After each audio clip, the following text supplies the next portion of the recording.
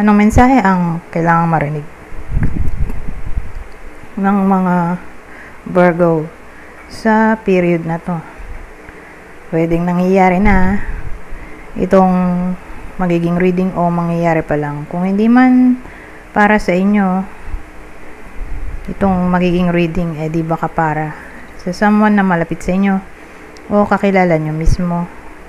Baka may lumabas na gender mamaya, gawin nyo na lang energy, masculine at feminine energy. Pwede rin naman na huwag nyo nang pansinin ang gender. Hindi ko masasabi kung anong magiging reading, kung positive ba o negative. Depende sa kung anong mapipick up kong energy. Walang masama kung papanoorin ang Sun, Moon at Rising sign kasi bakalin man sa mga yan ay mag-resonate na sa sitwasyon nyo. Nga pala, kakagaling ko lang sa sakit, kaya pasensya na kayo kung paminsan-minsan ay umuubo ako kasi piniplema pa rin kasi ako eh. Anyways, magsimula na tayo.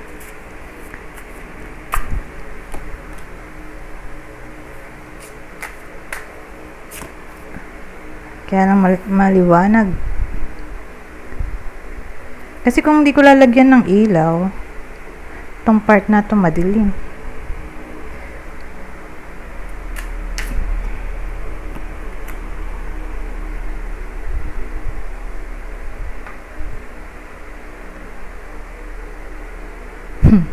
Pag tinanggal ko naman tong isang to,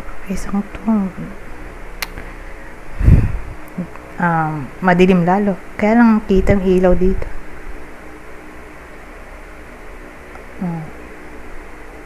Kung tanggalin natin tong ilaw, taas na lang natin tong part na to.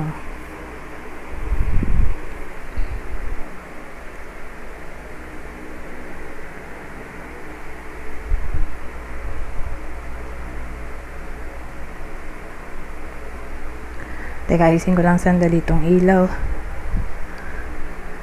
Ayan. So, magsimula na tayo. Meron tayo ditong The World. Kaya lang di kasi masyadong kita to gawa ng ilaw eh. Kung wala tayong ilaw, madilim. The World, Hierophant, the High Priestess, the Magician. Wala tayong literal na tao. Kasi maganda kung may tao para malaman nyo kung kayo ba yung bida, person nyo o kakilala nyo. Kaya lang walang lumabas. Mamaya may ika-clarify ako. Gagamitan ko ng clarifier cards. So, dun sa clarifier cards, baka lumabas yung bida. Okay? Pero sa ngayon, ayun nga, meron tayo The World, the Hierophant, the High Priestess, the Magician. Alamin natin tong The World.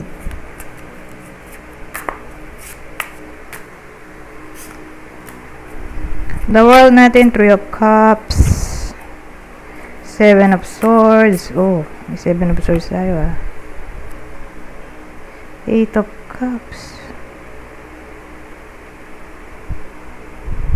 Kasi kanina sabi ko, oh, may Three of Cups tayo. Alam nga namang laging third party yan. Siyempre hindi. Kaya lang katabi niya kasi Seven of Swords eh.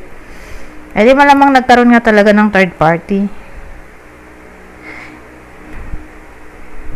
Kasi ito na yung Eight of Cups na may kinalaman sa excuse me, walking away o pag-start ng new journey.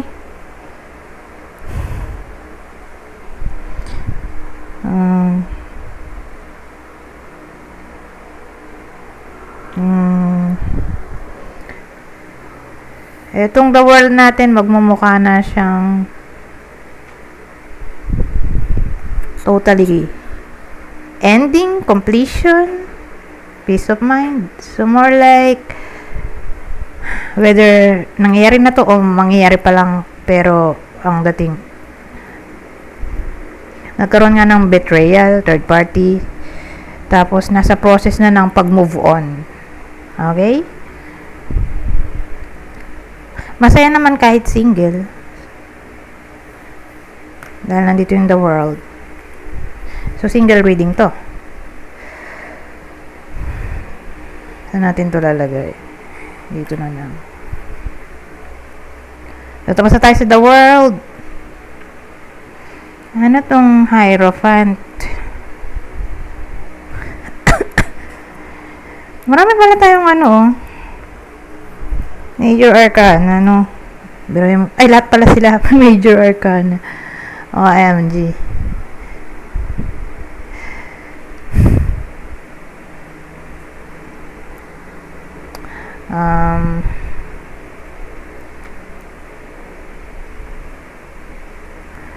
Alam ko may meaning yan pag maraming Major Arcana, so more like may major transformation na maaring mangyari o nangyayari na sa buhay ng iba sa inyo o ng bida natin.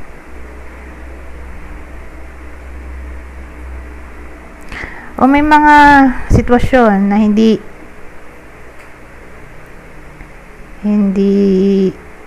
maayos alone ng bida natin. So, pag sinabi mong ganun, may mga taong nakaka-apekto sa sitwasyon.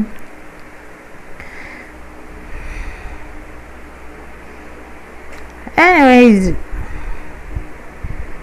ba't nga ba nandito tong Hierophant na to? So, probably, kasal yung bida natin, pero separated siya ngayon, whether literal na separated lang, o baka dumaan na sa annulment o divorce. Pero, nanggaling siya sa kasal nandito kasi itong Hierophant. Ngayon, ano tong High Priestess natin? Nandito tong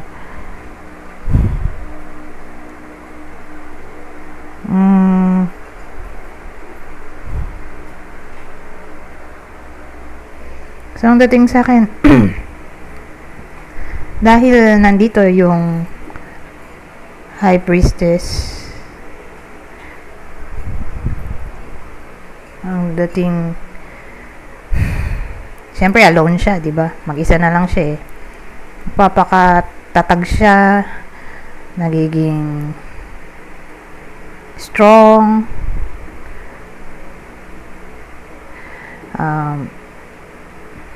nagiging masipag, saka yung desisyon niya hindi nababali, nag-stick siya sa desisyon niya, determined siya na maging successful kahit alone, o determinado mag-move on.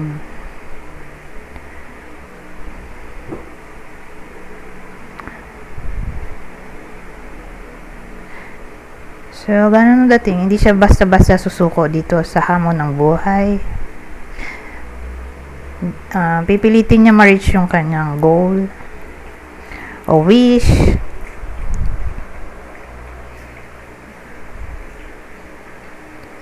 Ano tong magician natin? Ito kasi willpower to So, ang dating yun na yung action niya. Action ng bida natin na maging creative, powerful, flexible,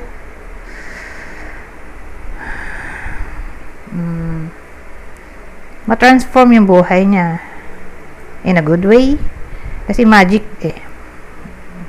ma-magic niya yung buhay niya in a good way.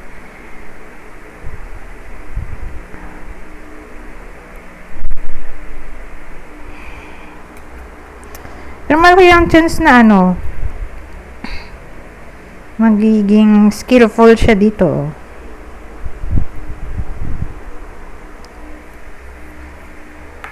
Skillful para maka-earn ng money.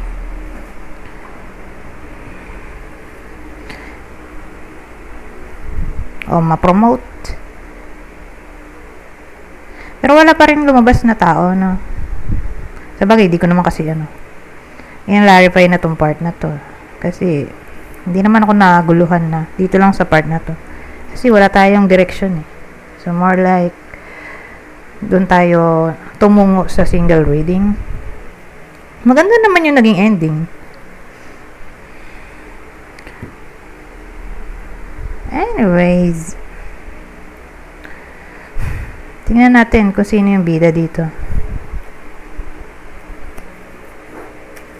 I mean, partner ng bida. Ito yung partner o person ng bida natin sa reading na to. Partner, syempre, ng Virgo. Tanggalin na natin tong nauna. Maglilinis na ako. Kasi marami pa tayong mga cards na gagamitin maya-maya.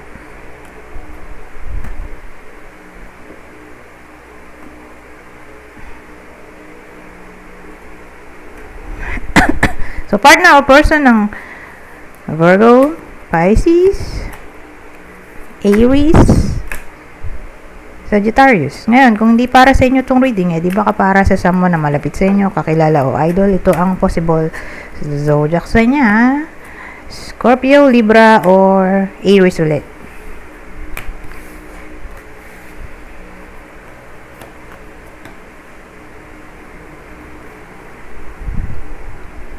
Ngayon, may pa tayo dito, extra pang clue.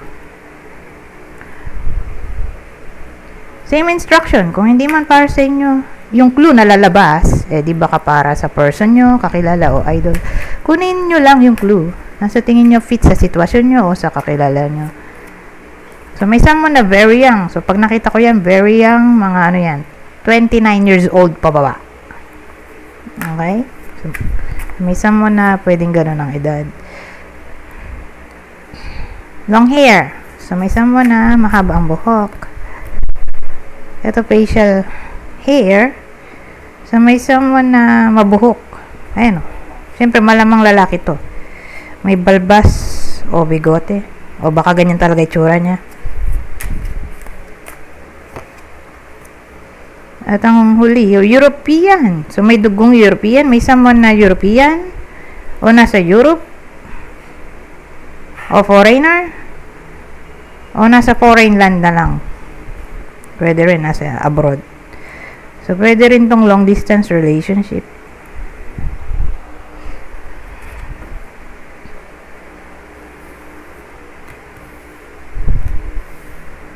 So, tapos na tayo sa part na to. Tutungo naman tayo sa susunod na senaryo. Ibang senaryo na to, ha. Hindi sila magkarugtong. Minsan nagdurugtong, madalas hindi. Pero sa part na to, 2 card lang yung ginagamit ko. Okay? Para mabilis. Kumbaga, yung mga hindi natin na-discuss kanina, dito natin makikita. Wait lang.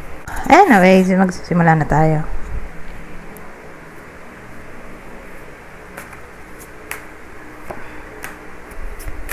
Meron tayo widow dito, oh. Dark-haired man. Ano yun?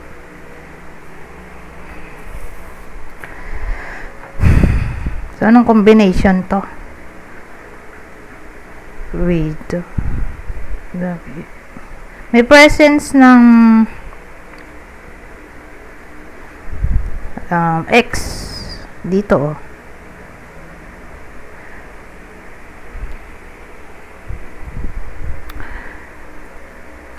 So, ang dating sa akin, may lalaki.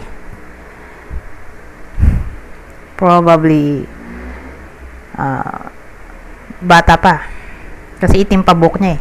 So, tatama lang to sa lalaki na puro itim pa buhok. Dito tatama sa lalaking pumuputi na yung buhok. So, yung purong itim yung buhok, may ex siya na baka dumating sa period na to. Baka mag-reconnect sila all of a sudden. Whether i-communicate ng lalaki o yung babae. O babae mismo yung paparamdam sa kanya, ex-girlfriend. Yung unang senaryo. Pangalawa, for some reason, magiging sad yung lalaki. Ewan ko kung anong magkukos ng sadness o disappointment, pero asahan natin na may times o day sa period na to na makaka-experience siya ng ganon disappointment, sadness, or may something na kailangan niyang i-let go for some reason.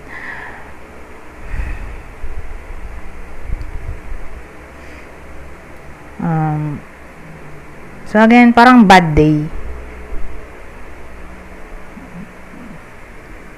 Maka-experience siya ng bad day or for some reason mabubuisit siya. So again, hindi naman buong week.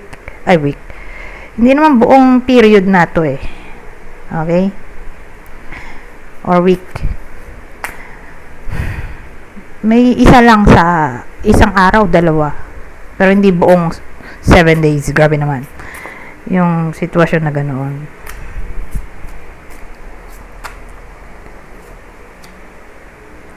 Eto, naging sad na talaga. My goodness.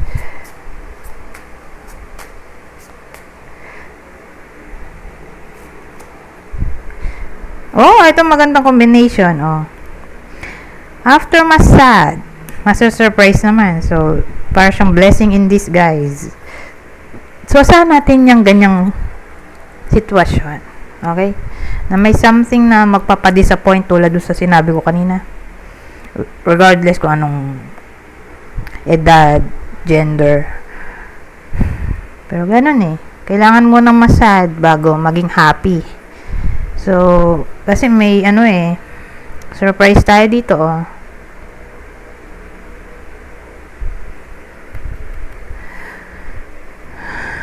May unexpected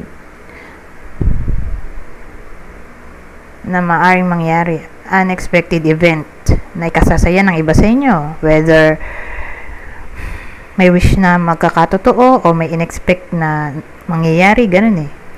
O who knows? Baka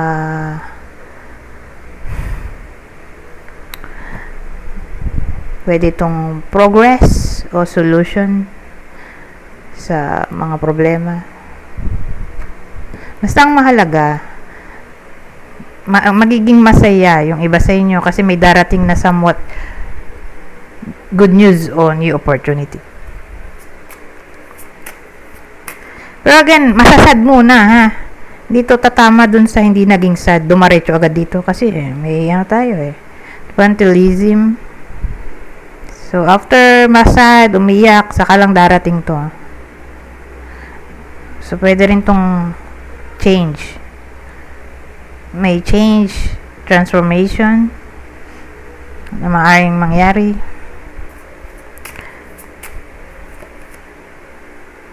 Ngayon, may hope tayo.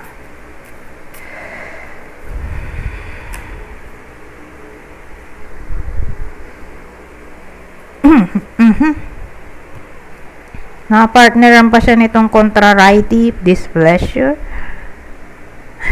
Maganda sana kung ito ay nandito.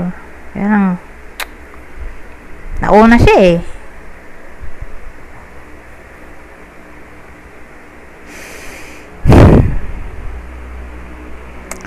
So, ang dating, may inaasahan yung iba sa inyo. O, ewan ko kung anong inaasahan. Kaya lang baka di mangyari.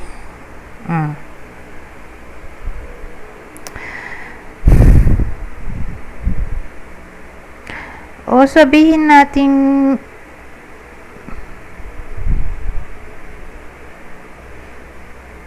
may mangyayari. Maganda naman yung darating na pangyayari. Kaya lang, for some reason, hindi type o gusto ng iba sa inyo yung darating na opportunity or ewan ko anong news ito.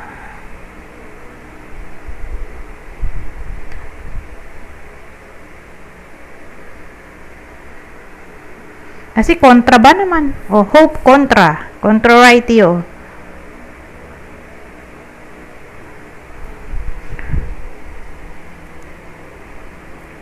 O sabihin natin may maganda talagang mangyayari sa buhay ng iba sa inyo. Kaya lang may mga taong kontra or inggit sa nangyaring maganda sa buhay nyo. Pwede rin magiging enviousness na yan.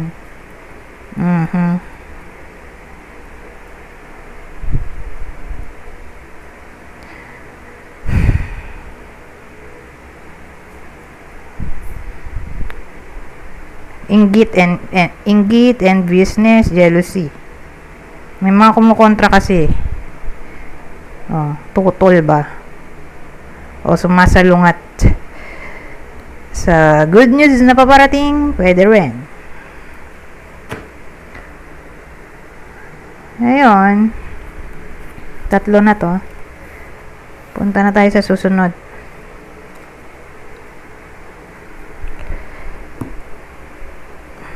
Teka, ayusin ko lang itong mga nagamit kong card para mabilis akong magligpit. Dito na tayo sa susunod. Ito na yung last deck natin. Pero dalawang card lang ulit yung ilalabas ko. Sa ibang senaryo, devotion. Ang cute ng aso. Limitless. Wow, possibility. Di unconditional love to. In all forms na. Okay? Asahan natin ang unconditional love. In all forms o ina-encourage yan. Unconditional love. Sa period na to. Teka. Hindi siya sa center kasi maliwanag kasi itong part na to. Pero baka okay din. Wag na, dito na lang.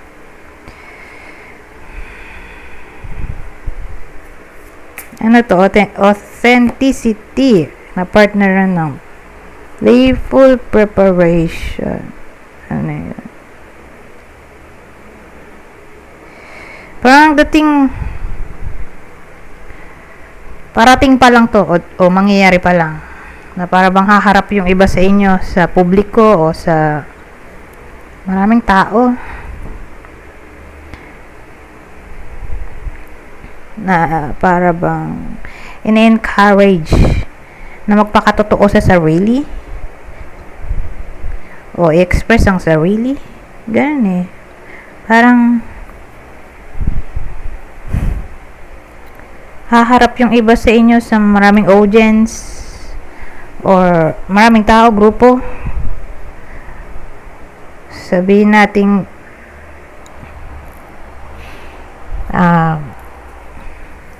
mag-explain yung iba sa inyo ng kanilang side or opinion, knowledge.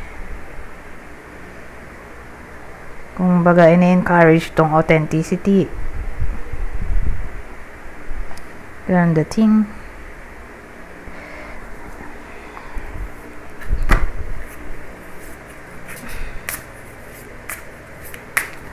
O magpakatotoo lang sa sarili. O be yourself. Ganun. Ito ang huli. Kasi tatlo lang tayo. Huling part. Innocence. Ang weird communicating with ghosts. Anyari. Mukha talagang ghost to. Tingnan mo naman, mulat na mulat. Is to innocence lemur. Communicating with ghosts. Ewan ko, for some reason, for the first time, makakakita yung iba sa inyo ng ghost. Or kung di man first time, ay first time nila makikita yung ganitong ghost. Example, kung hindi man first time nila makakita ng ghost, ay someone na namayapa na hindi nila nakita, malamang syempre patay na or namayapa na nga. Bigla magpaparamdam sa kanila or makikita nila all of a sudden. Pwedeng ganun, no? Kasi innocence eh. So, more like first timer or wala siya experience. So, yun lang yun. Dalawang scenario. First time makakakita ng ghost o makaka-communicate sa ghost. Or kung di first time, makikita nila for the first time yung namayapa nilang mahal sa buhay.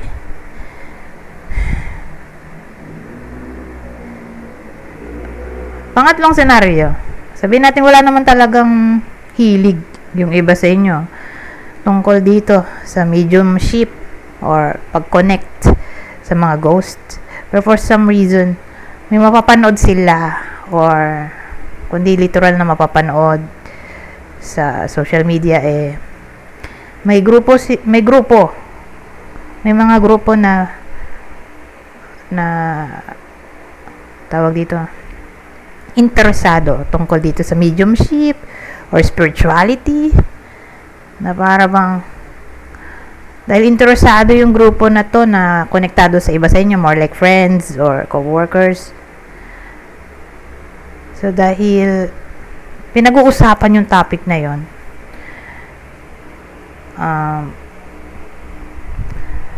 ang dating, kahit hindi naman kayo interesado, wala kayong ibang choice kundi makinig. Ganun ang dating. Nakikinig kayo sa usapan ba ng ibang tao.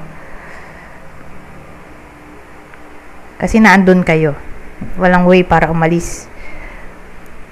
Let's say, sa jeep. Nakasakay kayo sa jeep. Tapos may nag-uusap. Tapos, syempre, wala namang way para umalis kayo at nasa jeep nga kayo, maandar yung jeep. So, yung pinag-uusapan nila, naririnig ng iba sa inyo.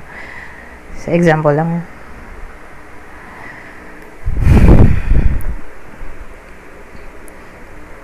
Na para bang mamumulat yung iba sa inyo sa topic ng mediumship, pag-connect sa ghosts, or spirituality in general. So, dyan na ako mag-end. Anyways, hanggang dito na lang. Goodbye. For now.